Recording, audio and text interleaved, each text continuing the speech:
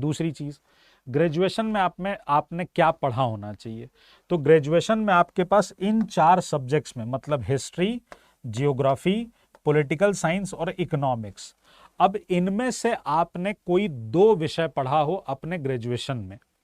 अब चूंकि नोटिफिकेशन में ईयर नहीं लिखा हुआ है कि कितने साल पढ़ा होना चाहिए, लेकिन अगर आप नोटिफिकेशन देखेंगे तो उसमें स्नातक उपाधि लिखी है 2 विषयों के साथ।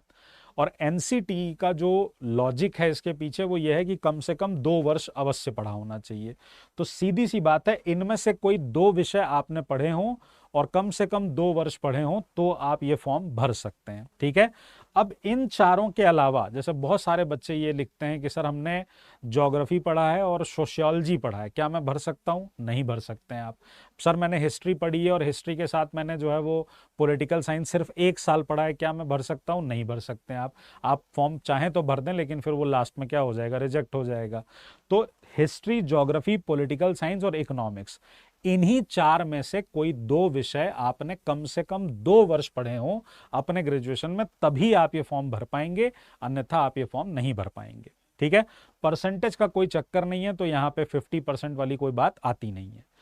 सीटेट या टेट नहीं चाहिए इसमें। तो अगर आपका सीटेट पास नहीं है, या आप मान लीजिए अभी दिसंबर का सीटेट टारगेट कर रहे हैं और आपके पास एक अच्छी अपॉर्चुनिटी के तौर पे ये एग्ज़ाम है, तो आपको अवश्य एग्ज़ाम देना चाहिए, क्योंकि यहाँ पर सीटेट और जो है वो क्या कह रहे हैं कि सीटेट के साथ टेट इसमें नहीं चाहिए। तो इसकी कोई बाधा आपके सामने नहीं है, इसकी कोई आवश्यकता आपको नहीं है। अब एज आपकी होनी चाहिए 21 ईयर्स मिनिमम, 40 ईयर्स मैक्सिमम। इसमें हर एग्जाम की तरह जो लोग रिजर्व कैटेगरी में होते हैं उन्हें एज में रिलैक्सेशन मिलता है। बस यहां पर एक बात ध्यान रखिएगा, एज रिलैक्सेशन सिर्फ और सिर्फ यूपी के छात्रों को मिलेगा, ये बाहर के छात्रों को नहीं मिलेगा।